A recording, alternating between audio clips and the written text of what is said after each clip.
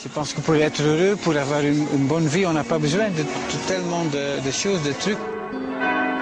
Steven n'achète plus rien de neuf.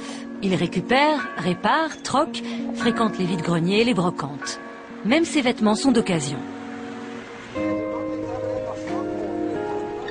Donc ils ont déjà une histoire, c'est même mieux que tous les trucs qui viennent de Chine et qui sont pour tous les gens les mêmes. Donc non, ça c'est pas mal ça. Hein? Grâce à sa nouvelle vie, Steven Vroman économise 500 € par mois. Du coup, il a choisi de travailler uniquement à mi-temps. Il conseille aujourd'hui les entreprises qui souhaitent réduire leur impact sur l'environnement. Son impact à lui, il le suit de près. Ses efforts lui permettent d'économiser 8 barils de pétrole par an, les 2/3 de la consommation moyenne d'un Français.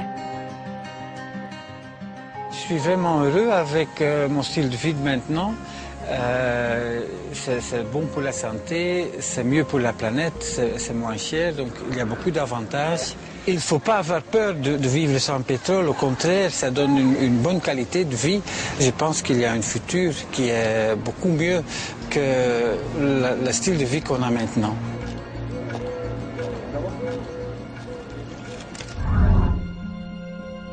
La fin du pétrole est peut-être une bonne nouvelle. Mais aurons-nous le temps de nous adapter à ce nouveau mode de vie? Et surtout, le temps de développer de nouvelles énergies. Pour en parler, je retrouve Yves Cochet. Yves, ça doit vous plaire, ces 5000 m² de panneaux solaires? Ici, on est au sommet d'un bâtiment public de la ville de San Francisco. C'est un bâtiment qui fait à peu près l'équivalent d'une centaine d'appartements. On a à peu près 5000 m² de photovoltaïque. C'est bon pour rendre ce type de bâtiment autonome.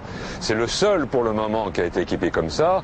Mais en réalité, ces panneaux photovoltaïques qui font directement de l'électricité à partir du soleil, il y a un côté un peu miraculeux.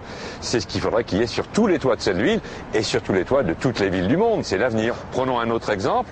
En France, on commence à faire des éoliennes, mais une éolienne, c'est 2 ou 3 mégawatts, alors qu'une centrale nucléaire, c'est 1000 mégawatts. Donc il faut multiplier les éoliennes, mais ça ne remplacera pas.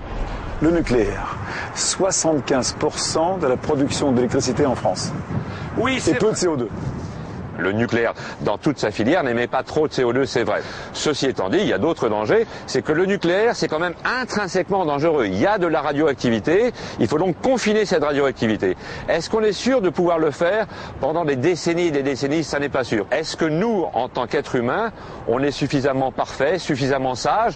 On se souvient de ce qui s'est passé en Allemagne, en Italie, c'est 70 ans, pour avoir du nucléaire. On ne sait pas comment la France ou l'Europe ou les États-Unis vont évoluer dans 30 ans ou dans 50 ans. Moi, je refuse le nucléaire parce qu'on n'est pas assez sage en tant qu'espèce humaine. Pour vous, l'homme ne mérite pas le nucléaire? Mais je dirais même plus que l'homme est trop con pour avoir le nucléaire. Sans compter que les ressources en uranium sont elles aussi très limitées, à peine 50 ans.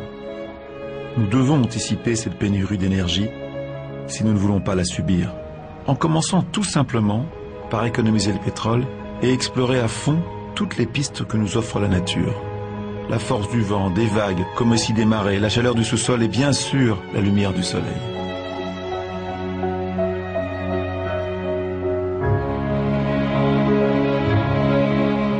Nous aurons besoin de toutes les formes d'énergie renouvelable disponibles sur la Terre. Je sais que c'est difficile, mais nous devons croire en ce que nous savons. Pour la première fois dans l'histoire de l'humanité, nous allons manquer d'une énergie sans connaître celle qui la remplacera. Le pétrole n'aura été qu'une parenthèse d'à peine 2 siècles dans la vie de l'homme. Nous avons connu l'âge du feu, l'âge de la pierre, l'âge du bronze. Nous allons sans doute achever aujourd'hui l'âge du pétrole. Ne pas y croire, ne pas s'y préparer est irresponsable. Comme disait un émir, mon grand-père était à dos de chameau, mon père roulait en voiture, aujourd'hui je voyage en jet privé, mais sans doute que mes petits-enfants remonteront à dos de chameau. Bonsoir.